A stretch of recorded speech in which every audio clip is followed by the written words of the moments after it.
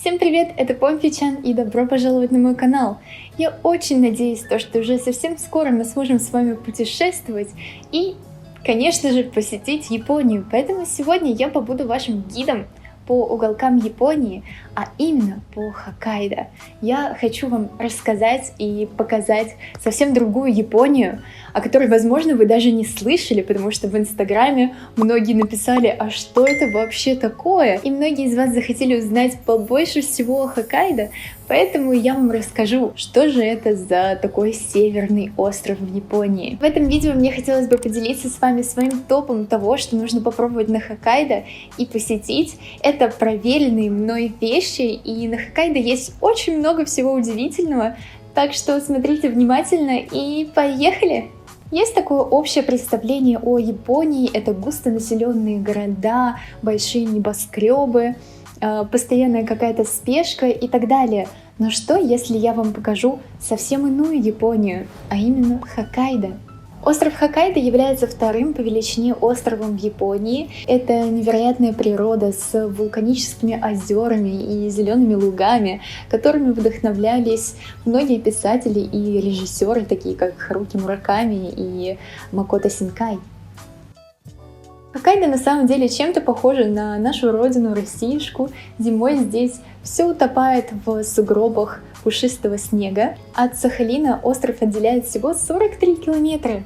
История Хоккайдо очень тесно связана с самым древним народом в Японии, это айну, и очень многие говорят, что они чем-то похожи на славян.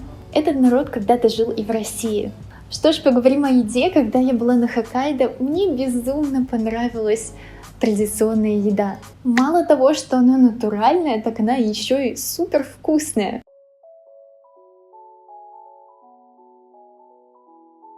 Конечно же, первое, что все хотят попробовать в Японии, это настоящие суши.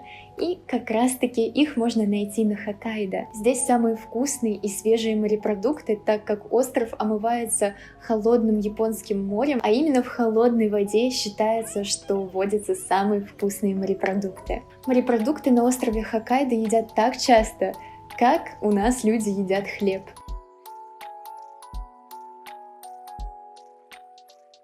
Второе, что обязательно нужно попробовать на Хоккайдо, это рамен. В районе Сыскино есть улочка Рамен Йокотё. Там, где все ресторанчики, это рестораны с раменом. Это просто рай для любителей японского рамена, потому что там можно попробовать абсолютно любые вариации, абсолютно любые вкусы рамена. И именно здесь, на Хоккайдо, появился первый в мире мисо-рамен.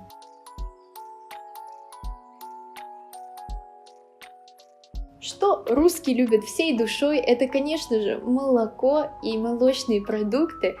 Здесь, на Хоккайдо, производится около 40% всего молока в Японии, поэтому это именно то место, где можно попробовать очень вкусные молочные продукты. Здесь можно встретить очень редкие для Японии блюда, такие как карри с сыром или суп с лапшой и маслом.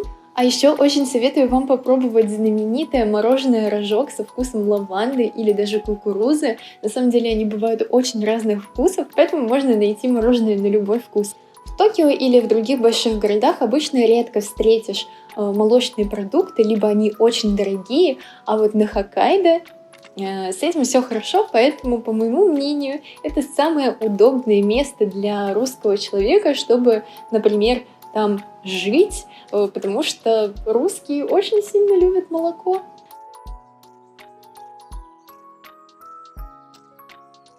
Четвертое в моем топе блюдо, которое стоит обязательно попробовать на Хоккайдо, это суп карри.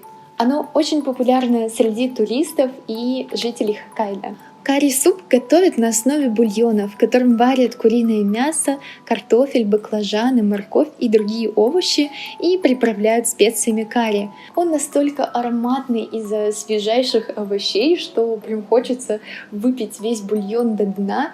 Аж слюнки текут, очень-очень хочу попробовать еще раз. Еще один интересный факт. На Хоккайдо есть баранина-гриль, которая считается традиционным блюдом Хоккайдо, и называется она Чингисхан. Это очень вкусно и готовится по определенной технологии, поэтому, если вам интересно, то тоже советую вам попробовать. Теперь поговорим о туристических местах.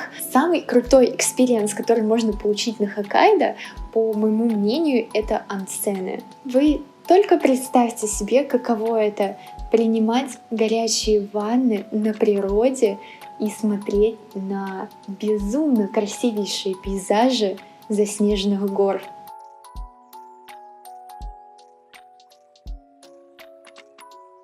Так что да, на Хоккайдо нужно обязательно попробовать сходить в онсен, потому что даже японцы знают, что самые лучшие онсены — это подальше от больших городов. Также очень популярное развлечение среди туристов — это принимать онсен вместе, угадайте с кем? С обезьянами. Да. Можно, конечно же, обойтись только тем, чтобы посмотреть на них, как они принимают ванну, но и такое развлечение, как покупаться вместе с ними, тоже есть.